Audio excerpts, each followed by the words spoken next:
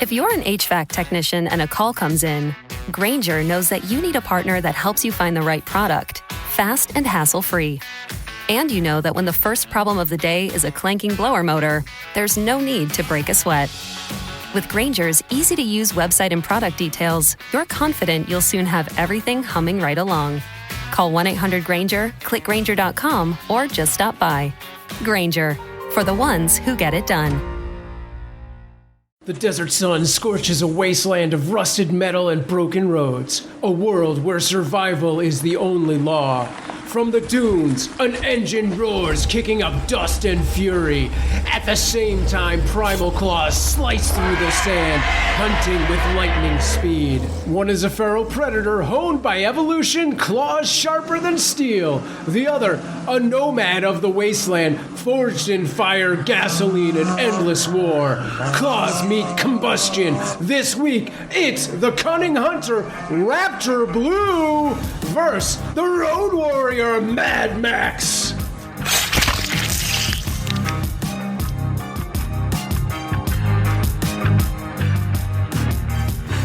Hello and welcome to another episode of Who Would Win Masters. I am Sam Proof on all of the socials, and today we are presenting another epic battle, but this time it is man versus beast. Yes, I'm talking about Mad Max versus Raptor Blue.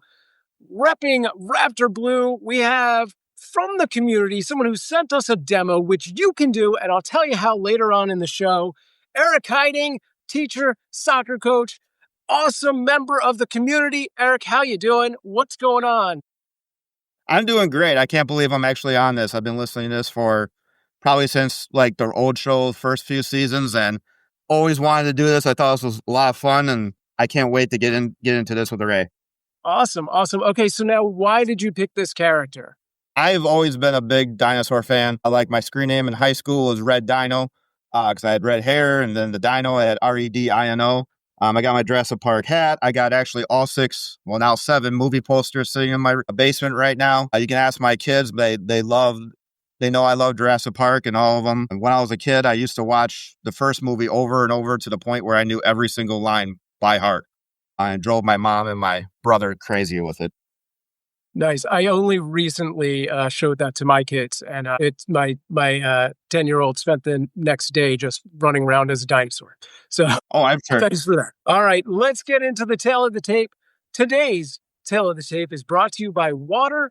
You think you know water? You try drinking a glass of it. Oh, seriously, you should probably drink more water. It's literally the most adult beverage that you can consume. Water. It's the only net positive for your body. This is coffee, which is just brown water. So same diff. All right. So today we have the oddest battle in show history. It is a dinosaur battling a human. Raptor Blue is the main velociraptor in the Jurassic World series of movies. Raptor Blue is a velociraptor and the most intelligent one found in its species. We say most intelligent, but mostly in the series, Raptor Blue displays this intelligence by teaming with Chris Pratt and toppling other dinosaurs, much like my little dinosaur here. But on the other side is not just any human. Max Radkowski, aka Mad Max, is a legendary survivor in a post-apocalyptic world. Once a police officer, now Max is a lone wanderer roaming the Australian wasteland in search of peace and gas. Speaking of gas, it's time to introduce your opponent for tonight. I am contractually obligated to be 10% kinder to him because his Detroit Lions are not looking too great this year. It is Ray Stakenas. Ray, what do you make of this match? First off, let me just say, what a terrible, terrible thing that happened last week.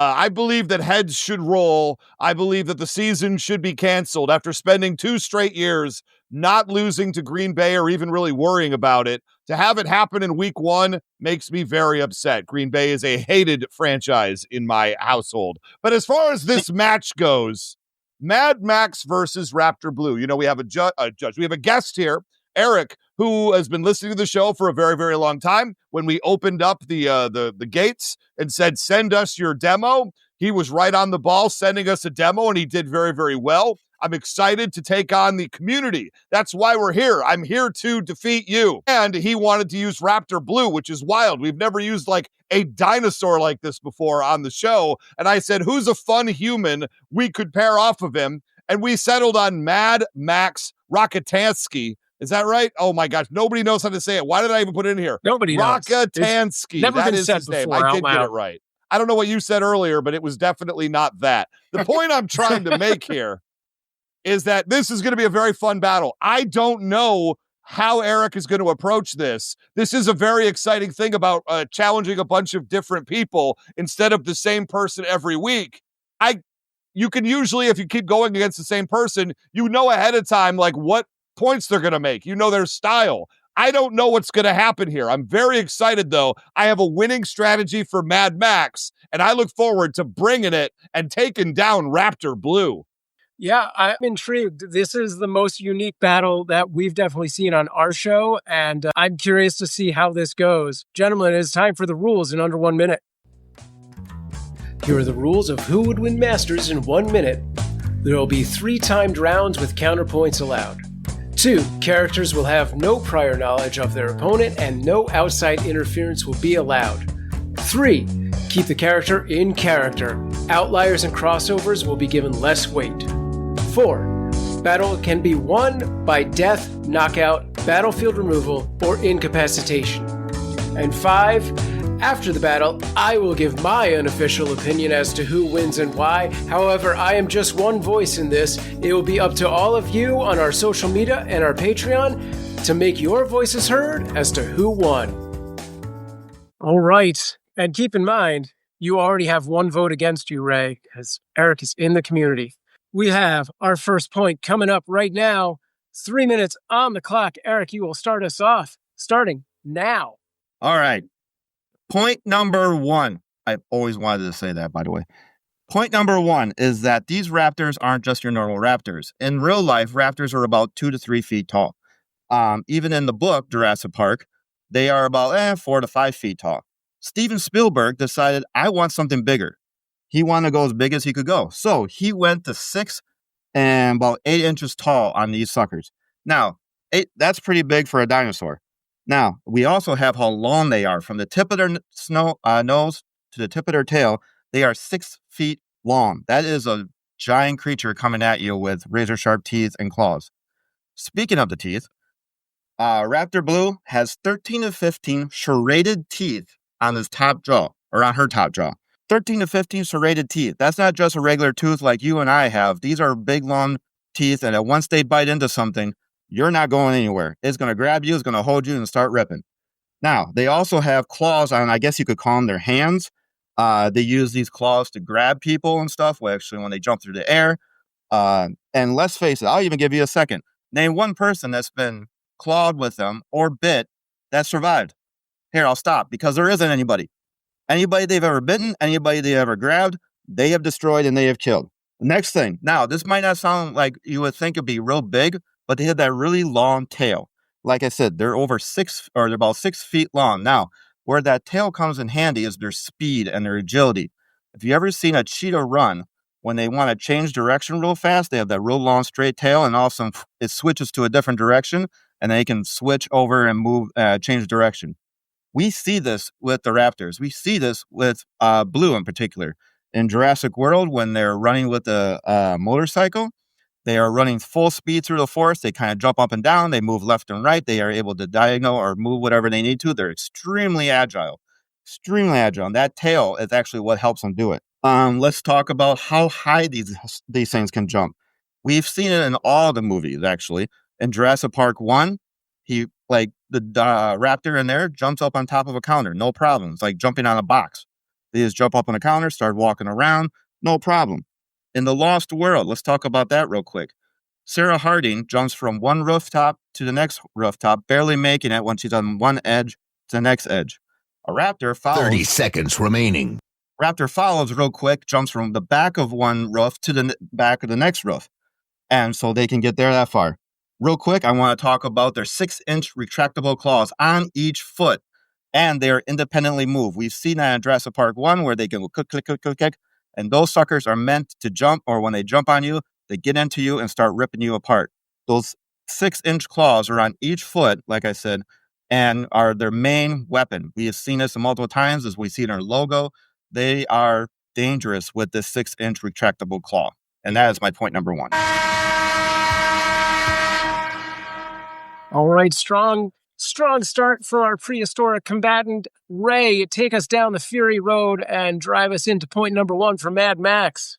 Wow, Sam, let me tell you right now, jumping on the counter of a kitchen from a standing position, wow, that's something that I used to be able to do when I was in shape in my professional wrestling days. But nobody's trying to argue that I'm as powerful as Raptor Blue, but maybe they should have. Look, if this comes down to a pure claw versus fist battle, I will tell you right now, Mad Max is going to be in trouble. I'm going to talk about Mad Max's physicals in point number 1 because I just want you to know this is a guy who can take a hit, takes him a few hits, and he'll be okay, but he will get overwhelmed if he tries that approach, which obviously he will not. Physically, Mad Max, he has quality level human strength. I would say above average human strength. He can hold his own in a fight. We've seen him knock people out with one punch before. And we're not talking about, little kids. I mean, that'd be a different movie. But he can punch straight on adults in the face and knock them out. Do I think he can give a right cross to Raptor Blue and knock her unconscious? I do not. But he has enough upper body strength to grab people who jump onto his car while he's driving and throw them off of the car. That's not nothing as far as strength goes. It's obviously not the same level as a 6'8", 7'8" dinosaur, but I do think it's worth mentioning. He is also extremely durable. Mad Max takes a beating in every single one of his films and keeps on going. This is a guy who can survive car wrecks.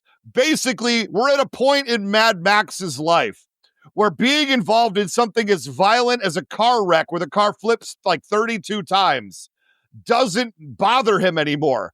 It basically can't even hurt him. I don't know how he has this ability, but Mad Max can be in absolutely hellacious accidents and it just walk away safely every time. That means he has a certain level of durability that if he gets slammed into by Raptor Blue, he's probably going to be fine and get up and be able to keep fighting. Lest we forget, he took an absolute beating for somebody who's a more physical Raptor Blue size Master Blaster when he was in the Thunderdome. He took an absolutely hellacious beating, and he was able to win that fight as well, even though he had the disadvantage of being wrapped in bungee cords. What a weird movie that is. Anyway, the last thing I want to talk about here is his reflexes. He has Jack Burton-esque reflexes, and he has to. Why? Because he's a driver. He's got to be good at as being a driver because his life is at stake at all times when he's on the road. His head needs to be on a swivel, and he needs to be aware of his environment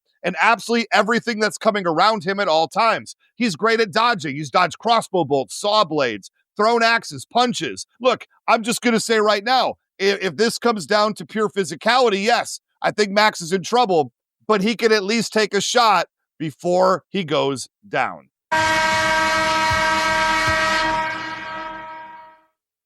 All right, Eric, as our guest, you have a 1-minute counterpoint. 1 minute on the clock, starting now. My main question is, how many people has Blue eaten? Like humans, we have seen them over and over again where Blue has taken out humans. So the Mad Max is still a human. Typical human. Yes, he's been able to get out of some situations, but he's still a human that Blue can take out. Blue has bitten people in cars before. We saw this in Jurassic World when they're chasing the Jeep down and there's raptors also coming out to the sides. They jump at the doors and they claw and bite through there. In Camp Cretaceous, the cartoon series, we see a car get rolled over on top of Blue, and she does get help, I will say this. Car gets pushed up, but she is able to survive it and get out. And I hope his head's on a swivel because guess what? The swivel is going to help her because the head's coming off. It's going to swivel so much that she's going to bite, and the head's just going to completely off of Mad Max. All right, strong start. Our dinosaur is looking pretty impressive. Max, obviously a favorite of so many people in the world in general. We'll have to see what happens in point number 2 after this break.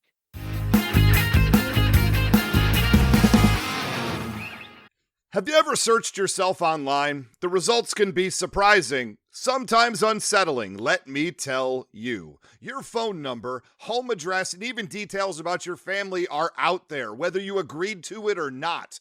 That's because data brokers are collecting and selling your information to marketing scammers, basically anyone who's willing to pay. It's the reason these robocallers know your name and why ads seem to track you across every screen. It is a digital nightmare. Well, Aura could be your solution.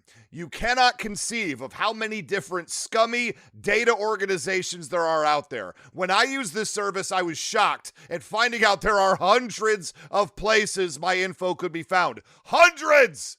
And Aura can shut a lot of that down. And if your identity's ever stolen, you're backed up by $5 million in insurance and 24/7 US-based fraud support to help you recover quickly. Look, other services charge about the same, but they only cover 1-2 areas maybe. With Aura, you get it all. Data broker removal, credit and identity monitoring, device protection, fraud support. It's all in one simple app. Aura removes what's already exposed, protects what's not, and puts you back in control. Right now, you can try Aura free for 14 days when you visit aura.com/remove. That's enough time for Aura to start removing your personal information from these data broker sites. Sign up today at aura.com/remove and get the peace of mind that your privacy, identity, and finances are safeguarded. That's aura.com/remove. Certain terms apply. See the site for details.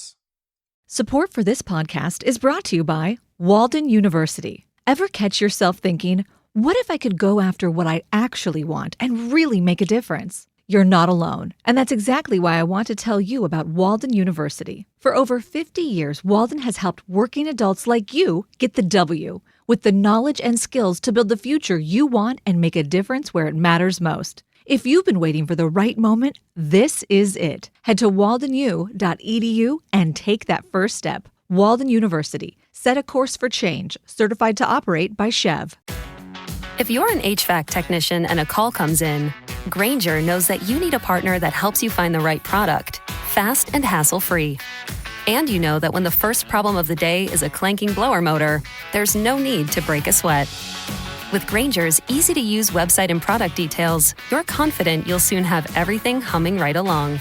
Call 1-800-GRAINGER, click Grainger.com, or just stop by. Grainger, for the ones who get it done.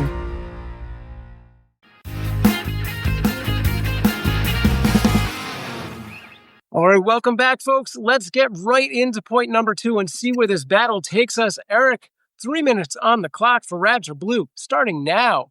All right, so let's talk about how smart they actually are. In number 1, Jurassic Park, they figured out how to open doors. It's one of the scariest things probably in all, like in the early 1990s movies, is when you see the raptor opening the door. They are smart enough to communicate.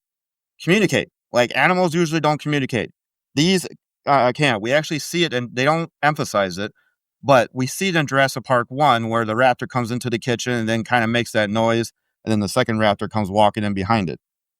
They really talk about in Jurassic Park 3 when we see the one raptor gets kind of trapped in the corner, and then it gets out and starts bellowing, and then they make that little whistle thingy and just all that kind of thing. We also see it in Jurassic World Fallen Kingdom with Blue. Owen or somebody watches flashbacks of when Blue was a little baby, and Blue makes a noise and all the other raptors come running around him. So we see Blue actually communicating with the other raptors. We also know that it was communicating with Indominus Rex in that one scene where they all meet it and they start talking back and forth to each other, and they're like, oh, we're in trouble. These raptors, these dinosaurs are also extremely smart enough to make traps. We see this in Jurassic Park 3, where we see the one raptor pretend that it's in a jar, and then all of a sudden she looks at it and it opens its eye and it jumps up from between them. We also see that in Jurassic Park 3 where they hurt that one guy. The raptor walks up to him, uses one claw to hurt him even more, keep him still. And Eric and the one lady is like, something's up, something's wrong. And she almost goes for him. He almost gets bit. But Eric knew, like, hey, they set a trap for us. This is not good. They also have been figured out they do hunt in packs. I know we're doing Blue by himself, but they hunt in packs in Lost World. We see this, and they're silent killers. In the Lost World, we see them going through the tall grass. They kill 3 grown men before anybody even notices. It's not till the fourth guy who dies that they actually notice, oh, there's something going on. Maybe we need to pay attention to what's happening. We also know that, like I said, Blue is the leader. In the first Jurassic World, we see her as the leader of the four, and they all listen to her, and they are going to do whatever they can. She's as deadly as a group as she is by herself. 30 seconds remaining. We also know that she's very smart by taking the high ground. We see this when she sees Owen for the first time back in Fallen Kingdom. She jumps up onto a car. Now, if we've learned anything from Star Wars, you take the high ground. And Blue has figured that out, that you need to take the high ground. And that's my point number 2. All right, Ray, 3 minutes on the clock for Max, starting now. Okay, well, you asked the question, we don't know how many people and how many humans that Raptor Blue has killed. Well, actually, we do. Officially, Blue was given credit for 6 kills in Jurassic World, but the 6 people that were killed by Raptor Blue and her pack. So let's give her credit for like 2 of those, all right? In Fallen Kingdom, she legitimately took out 2 of the troops, so we have 2 more. And in Jurassic World Dominion, she only kills 1 or 2 more people, but that's in the extended cut of the film, not necessarily the theatrical cut of the film. So the way I see it, she's only got 4 kills in the entire trilogy. And I'll tell you right now, I've seen Jason Voorhees do that in the opening scene of a movie. Not as impressive as I suppose I would think. Anyway, let's talk about weapons, because Mad Max is never unarmed. This is going to be the difference. We aren't fighting a fist fight between a dinosaur and a person. Mad Max has weapons. He carries with him a Winchester model 1912. That's a shotgun with extremely high stopping power. To my understanding, Raptor Blue is a reptile and doesn't have any type of good armor to protect her from close-on shotgun blasts. And Raptor Blue doesn't have any ranged attacks. Raptor Blue's going to have to get up and personal in order to win this fight. Well, it's a huge difference if Mad Max has a shotgun and he knows exactly what's going on. Remember, it's going to be hard. It might be easy for Raptor Blue. The silent killer thing, I think, was a great point. But Mad Max, and why I said it in my point number 1, is because he has always got his head on a swivel. He's got great reflexes, and he's always aware of his environment. It's one of the best things he does. He uses, with the Winchester, 12-gauge ammunition with buckshot, which he also has a lack of trigger disconnector. I looked into the weapons of the movie. This allows for something called slam firing, which is basically shooting as fast as he can pump the gun. So he can do the thing that Ash does at the end of the Army of Darkness movie, where he's just repeatedly firing that shotgun into that deadite. Well, Max can do that. He also carries a sawed-off VG Bentley double-barreled shotgun. It's sawed off, so it's not as accurate unless you get really, really close. But guess where Raptor Blue is planning to go? Really, really close. He also carries with him a Vietnam War-era Gerber combat knife, which is a sticking weapon. It's really not used for slicing as much as stabbing. And that's going to be great if he runs out of options. Say somehow Raptor Blue knocks one of the guns out of his hand. He could get in and stab her right in the neck when she's trying to jump on top of him. Absolutely gross. But in a moment of desperation, you got to do what you got to do. And finally, thunder sticks, javelin-like weapons with explosive tips. He's used these in multiple movies, typically thrown from a car. You throw it in, it sticks in something, and then explodes. Weapons are the key that Raptor Blue cannot account for, and weapons is how Mad Max will win this fight. All right, Eric. You have 1 minute for Raptor Blue to counterpoint against those weapons, starting now. All right. Well, for starters, I'm glad you brought up the kills and everything. That's going to be my next point, so I'll just leave that for that part. And secondly, Blue is not a lizard. Dinosaurs are birds. Let's go on from there. And it's not like Blue hasn't seen guns before. We've seen she has beaten people, mercenaries, who have guns and try to shoot her in Fallen Kingdom when she joins the Indominus Rex and those people are killing. She's seen all these guns before. She knows that. She's seen guns in Dominion too, where she kills 2 hunters. And he has a knife. She has a 6-inch retractable claw on each foot. That's like, it reminds me of the saying in, you brought a knife, now here's a knife. It's a 6-inch retractable claw. All right, good stuff. Bringing out the claws and the guns. We'll see what happens in the final point after this break.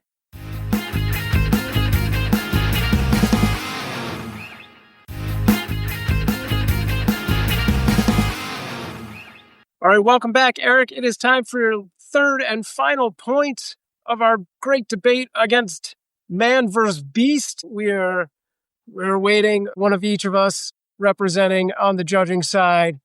You have 3 minutes on the clock, starting now. All right, so let's talk about some of the kills the Raptors have brought out. Now, some of these kills are from Raptors previous, but we also know that Blue is kind of like those previous Raptors, but jacked up. So let's look at from even the very first one, Jurassic Park. We killed a gatekeeper, right? We also killed Muldoon, who is a trained hunter. He was brought in to watch the Raptors because he is a trained hunter and he has a hunting background. Killed him. That's the clever girl guy. And sadly, we will just say it, the Raptors have killed Samuel L. Jackson and left one arm, which I say is a foresight to Star Wars because he only has one arm or he had one arm missing. They have killed in the Lost World, large group of mercenaries. These guys were trained. They went in there. They knew what they were doing and they wiped them all out. In Jurassic Park 3, we have a smaller group of mercenaries, but there are still mercenaries. Now, in Jurassic World, we have Vic Hoskins, who is the military guy. He's kind of the overweight or bigger guy that's kind of the military background. They bite and eat him. Now, let's look at exactly who Blue has killed. Blue had help. Now, I'm not saying she did it by herself, but Blue did help kill the Indominus Rex, which stood up more than anybody else. She also, and Camp Cretaceous, which is canon to this story, Camp Cretaceous, she killed the Scorpius Rex. Actually, there was two of them, and she helped kill both of them. She helped killed, the biggest one. She killed the Indoraptor in Fallen Kingdom. That was, think about, an Indoraptor, which is a mutation of a mutation. The Indoraptor was a combination of the Indominus Rex and another raptor. So we got so many mutations going on there, and she took them out. We also see her at the end of Fallen Kingdom, running towards the suburbs of California. So you know she had some game bangers or something in there. I mean, she's going towards California, the city. You never know what's going to happen there. We then see her in Nevada in the mountains. So we know that she's probably taken on some of those creatures. And we know for sure that she killed 2 hunters in Dominion when they were trying to take her baby Beta. So we have seen her kill or been part of a kill, and many times. These raptors are not some small little creatures that just run around and do whatever. They are killing machines. That's what they were here for. That's why they were made. That's why they were so important. That's why they were so important in Jurassic World with the one military guy, because they could be trained killing machines. And we have seen her kill many times throughout the series, in the cartoons and in the Jurassic World series. All right, Ray, it is time for your third and final point. 3 minutes on the clock for Max, starting now. You know, I think that Eric, being a newcomer, made a mistake. I think that his point number 3 was not as big as it could have been, and I'll tell you why. He spent the first minute talking about what other Raptors have done, not the character he's representing, other Raptors in other movies. That's like me trying to, represent Mad Max by saying, well, a human in this Jason movie named Jason actually murdered a bunch of people, so he should get credit for things that other humans have done. I don't think that's a great argument. He also argued the Indominus Rex argument, which I am here to shred, because if you're giving Raptor Blue credit for killing Indominus Rex in a group team battle with that many characters, you're basically saying that Mantis from the Guardians of the Galaxy is the one who killed Thanos and should get credit for it at the end of Avengers Endgame. That doesn't hold up. So I believe that I have a very open field here to talk about the car, because Mad Max always is driving a car. He's got shotguns and he's got a car. That's 2 things I know about Mad Max. I'm not even going to talk about the dog because it wasn't as prevalent as I wished it was. But Mad Max's car is an iconic black V8 Interceptor. It's known as the Pursuit Special. It's a heavily modified 1973 Ford Falcon XB GT Coupe. And yes, I had to look it up. I do not know cars. Even though I'm from Detroit, I don't know what half of those words mean, but I know it means something. And it's been modified. It's been modified in the post-apocalyptia for both speed, armor, and fuel. so he can go long distances. He can go very, very fast when he needs to, and it's armored up to deal with the wasteland denizens that are always trying to kill him. In fact, this is called the last of the V8s. The V8, even I know, is a very powerful engine and something strong. Did you know one thing that happened to Raptor Blue in Jurassic World Dominion? Poachers ambushed Blue and ran into Blue with their truck in order to try to capture her daughter Beta. Now, were they ultimately successful? No. Was Raptor Blue knocked out for a brief moment?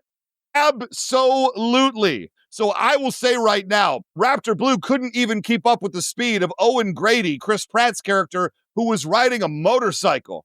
Had a lot of trouble keeping up with a not a speed motorcycle, not one of those ones that'll get you in trouble if you're an NFL player, a basic normal motorcycle. So as far as speed goes, all Mad Max got to do is get into his armored car with his shotgun, drive it around with his insane driving skills that he has, ram into Blue, get out, finish her off with a shotgun blast to the head, and that's going to be all she wrote. All right. Strong point 3. Eric, you have 1 minute to counterpoint, starting now. Oh, I got a lot of stuff to counterpoint. So, for one thing, Blue is an increased version of the other Raptors. That's why I brought up the other Raptors, because that's like the base form of her. She is that plus so much more. That's why we brought that up. The Indominus Rex, yes, you're right. She did have a team, but no person or no anything else that went up against the Indominus Rex or even survived more than, 10 seconds? And she was able to stay in there. You just said that Blue got run into by a truck and she survived. She can strong enough to survive being hit by a vehicle. And you also talked about Owen. She couldn't stay up with him when he's on a motorcycle, but she was at that moment felt Owen was her leader and had to stay with the pack. So she wasn't going to go in front of her leader. She stayed behind him. So that way she is staying with the pack. I look at the car as this way. The car is used for one thing and one thing only, to run away. To run away from Raptor Blue and to take him out of the scenario and take him out of the fight. And that's the only reason why he's going to do it, because as soon as he sees Raptor Blue, he's going to go dinosaur and run away in that car. And that wins. All right, and always, since Ray did not get counterpoints throughout our rounds, he gets his final thoughts whenever he's ready. Yeah, I'll be honest that I have to take my counterpoints in the middle of my other points, and that makes this whole thing a lot more difficult for me. But at least I get a moment here at the end to set the record straight. I think Eric came out and did a very, very good job as a first-timer repping Raptor Blue. But at the end of the day, again, this is not a simple street fight between a dinosaur and a regular human. The regular human is armed to the teeth, has the best technology that he fully understands because he modified the car himself, if I remember this correctly. And he's going to have vehicles. He's going to have every single thing out of a G.I. Joe playbook, quite honestly. And I love that fact for Mad Max. He's a survivor, and he's a guy who wins. He's a guy who gets through tough situations over and over again. Raptor Blue, in most of the Raptor Blue encounters, tends to have some sort of an advantage coming in, whether people don't know where she is, people underestimate her. I guarantee Mad Max not underestimating a 6'7" dinosaur standing in his way and knowing he has to take it out in order to keep going. The runaway thing, we try not to even worry about that because Mad Max is here to fight. We're positing these two characters are going to have a fight, and Mad Max cheats. Mad Max does not play by the rules. He will have no problem with the sawed-off shotgun, holding it behind his back where Raptor Blue can't see it. Let Raptor Blue get closer, then, right in the nose, and Raptor Blue's going to go down. Will one shot of Bugshot take down Raptor Blue? No. But we established one of those shotguns is one of the ones where you could just keep pumping it over and over again, and Mad Max is not going to make the mistake of only shooting Blue once and walking away. You shoot that thing till you can't see it anymore, until you can't recognize what it even was. And Mad Max is going to use his car, his smarts, and his guns and win this fight.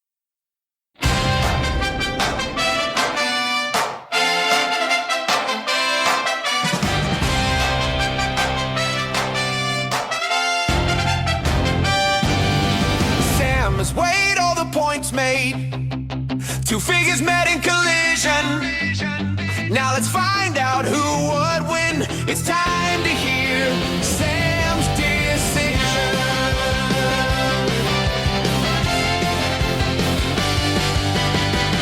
All right, guys. This was an absolutely insane matchup. And like, honestly, when Ray sent me this, I had a very preconceived notion, which is not normal.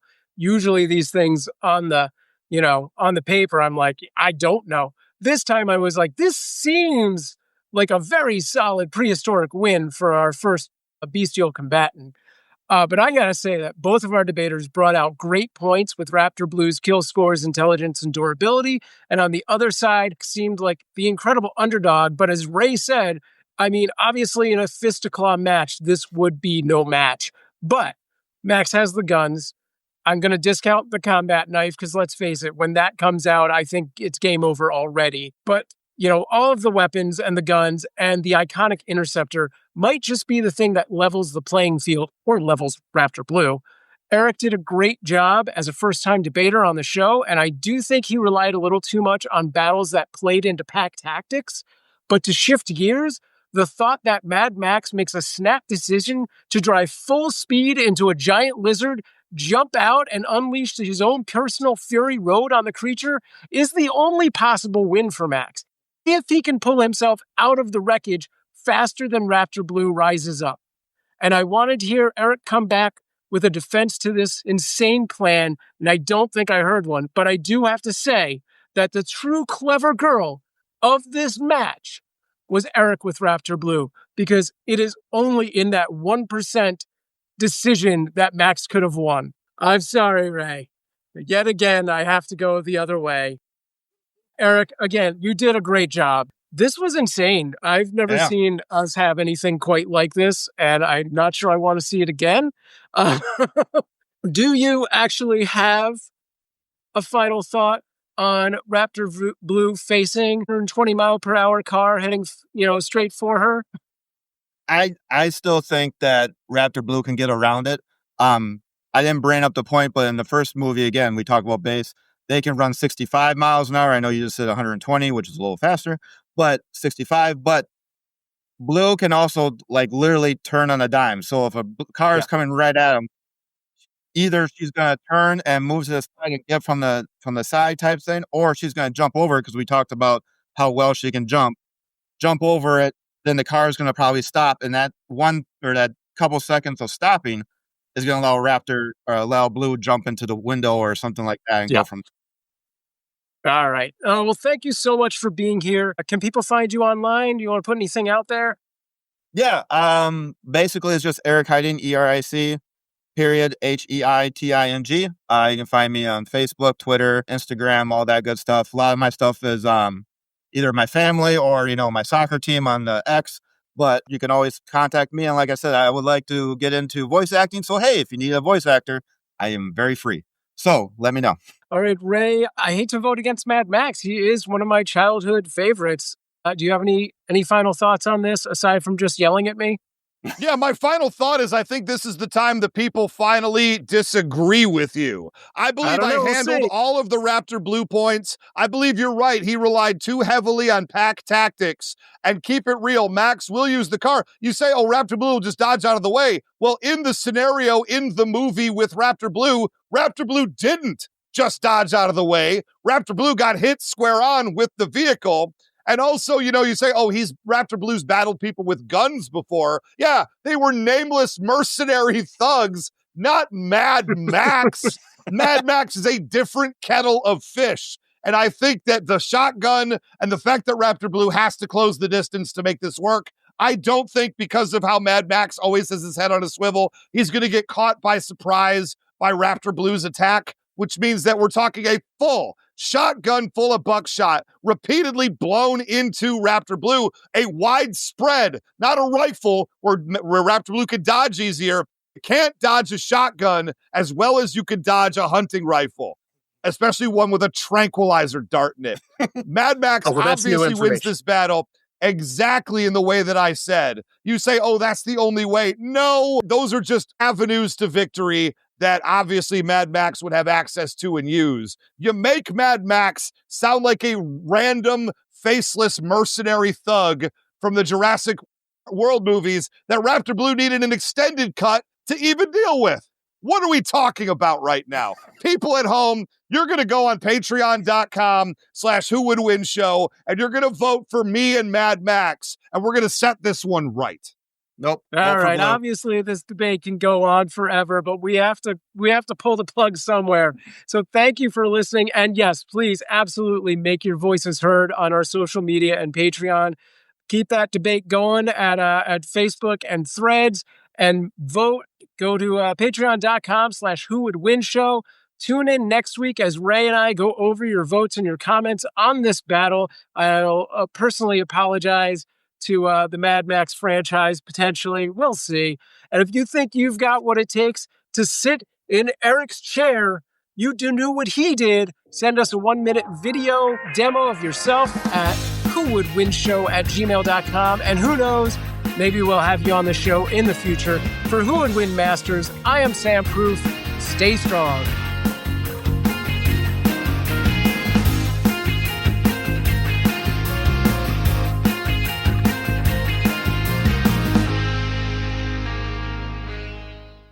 Hi, I'm Kevin Goatee. Hey, I'm Kevin Israel. We host Gutting the Sacred Cow, the best and most unique movie debate podcast out there. Why? Because we invite our guests to pick a film that they find overrated or hate and try to convince us to see their argument. They must pick a film that is a financial success, widely beloved, or critically acclaimed. That's right. Some of the films our guests have tried to eviscerate: Raiders of the Lost Ark, Pulp Fiction, Ghostbusters. You can find us on all podcast platforms like Apple, Google, Spotify, and more. And if you want to watch our smiling faces, we're also on YouTube. GuttingTheSacredCow.com is where you find all of our information, and we look forward to our guests infuriating you when they attack your favorite films. Are you a geek who likes sports? Good morning, good afternoon, good evening, wherever you are. We hope it is good. Welcome to another edition of Geeks Who Like Sports. The Yankees really kind of mailed it in. She's the Goblin Queen. It's legit. Football 101. Take what the defense gives you. The NBA All-Star Game is fake. The Emperor would absolutely throw Vader under the bus. Listen or watch Geeks Who Like Sports on YouTube or wherever you get your podcasts. If you're a podcast host, listen up, this one's for you. My name is Allie Jackson. I'm the host of Finding Mr. Height, a dating and relationship podcast that I've been doing for 4 years now, sharing my positive and practical approach to dating that's built on my own life experience. And I wanted to share another experience that I've had, my secret behind monetizing my show. It's called Red Circle, and I was just telling my colleague about how much I love their platform. With Red Circle, not only am I getting a seamless hosting experience, but I also love the support I receive in ad sales. It's not just typical ad sales either. It's targeted opportunities based on my show and my life. And the platform is super simple. You just set your preferences and Red Circle matches you with sponsors that align with your show. You can vet every opportunity and their platform gives you great analytics. More recently too, my Red Circle team has brought me opportunities outside of my podcast on social media to really augment the podcast partnerships, bring them full circle. I just can't recommend them enough. If you want to give it a try, go to redcircle.com to get your free trial. That's redcircle.com for a free trial. This is Ray back one more time, and there is a 1 in 2 chance that I'm very happy with the results of this past episode.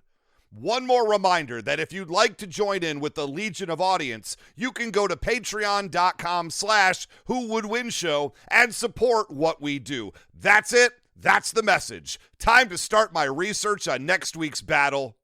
I'll see you there.